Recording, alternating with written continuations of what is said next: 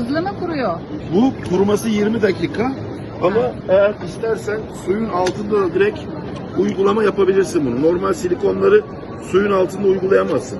Ama bunu suyun altında direkt uygulayabilirsin. Aynı zamanda mesela seramikle cam.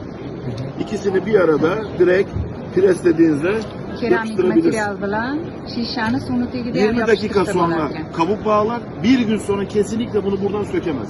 Bir kundan keyin umuman buni Aynı zamanda kesinlikle malzemede koku yoktur. Normal silikonlarda biliyorsun ağır bir koku vardı. Bunda koku mahsulotda yoktur. umuman hidi yo'q ekan. Kesinlikle Ko'pincha koku bunaqa yoktur. mahsulotlarda kuchli hid bo'lar ekan, bunda umuman yo'q ekan. Koku yoktur kesinlikle. Aynı zamanda elden şu şekilde sürdüğünde çok kolay temizlenir. Agar qo'lingizga surilib ketsa, Hemen bir tane juda ham ıslak oson mendil. tozalanar ekan.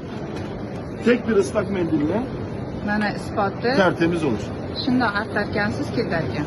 Top-toza bo'larkan. Eğer ki dersen ki mesela ben tamamen görünmeyen bir ürün istiyorum, kristal. O da %100 su berraklığında, kesinlikle gözükmüyor. O da NP1, onu da göstereyim. Mesela. Buni ham ko'rsataman deyaptilar. Neyi gösteriyorsunuz Bu şimdi? şeffaf ama %100 şeffaf. Prozrachniy. Bu hiç gözükmüyor. Umuman ko'rinmaydigan yopishtiradigan ham bor Mesela. ekan, mana bunaqa prozrachniy. Bu hiç gözükmüyor. Hech ham Normalde ko'rinmas ekan. silikonların hepsi gözükür ya. Silikonlarning ko'pchiligi Bu ko'rinar ekan o'zi, lekin bu umuman ko'rinmasdan yopishtirilar ekan mana. cam gibi. Anlatabildim mi? Çok güzel. Evet, harika. Bu ichkarigi İç mekanda, dış İçeride mekanda, işleyen her ve yerde tashqarida kullanabilirsin. Hamma yoqda ekan. Bütün Ichkarida ham, inşaat tashqarida malzemelerinin ham. hepsinde beton, Interyerda ham, cam, eksteryerda ham. alüminyum, aklına ne gelirse. oturadi bu.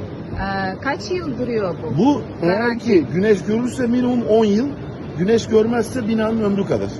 Ultrafiyoleti Agar Ultraviyole quyosh mükemmel, nurini ko'rsa 10 mükemmel yil dayanır ekan. ultraviyoleye. ichida to'kilib Kesinlikle sorun olmaz. Yağmur, çamur, Ha. kar, kış hiçbir şey buna zarar vermez. Yomg'ir, qor, yomg'ir hech narsa zarar Hiçbir şey keltirolmas kesinlikle ekan. zarar vermez. Agar quyosh tushmasa, 10 bino yıl güneşte yashagancha en az 10 yıl. yashaydi. En az 10 yıl. Turarkan. Ama güneş görmezse binanın ömrü kadar. Agar quyosh tushmasa, bino qancha tursa turaverarkan bu ham.